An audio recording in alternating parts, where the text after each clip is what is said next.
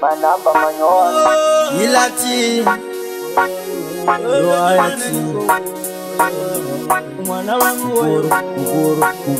muguru nyika ine maziso mwanangu woye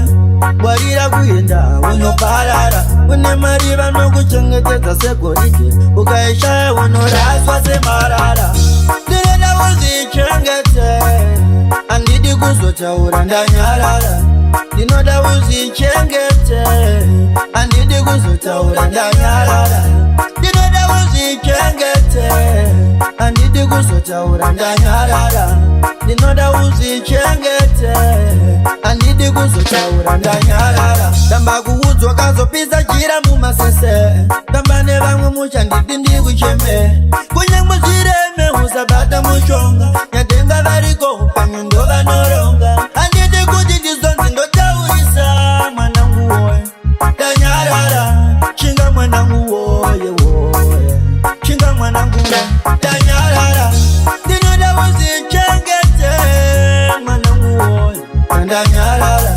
ndinoda uzichengete andidi kuzotaura ndanyarara ndinoda uzichengete andidi kuzotaura ndanyarara ndinoda uzichengete andidi kuzotaura ndanyarara bwarira kumagumo kweupenyu mashoko batisiza anopfura uondo nezvirwere zveupenyu ingori nguva chete zvinopfura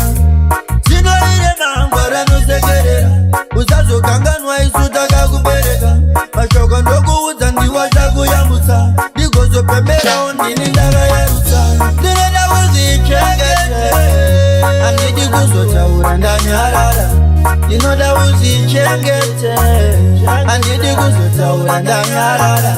ndinoda uzichengete andidi kuzotaura ndanyarara ndinoda uzichengete andidi kuzotaura ndanyarara ndojemana niko mwana wangu woye nyika ine maziso mwanangu woye bwarira kuenda unoparara une mariva nokuchengetedza segoride ukaishaya unoraswa semarara ndinoda uzichengete andidi kuzotaura ndanyarara ndinoda uzichengete andidi kuzotaura ndanyarara ndinoda uzichengete andidi kuzotaura ndanyarara ndinoda uzichengete andidi kuzotaura ndanyarara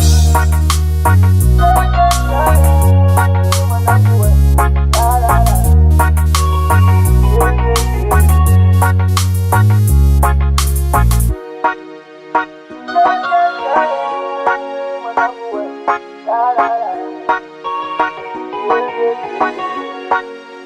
la.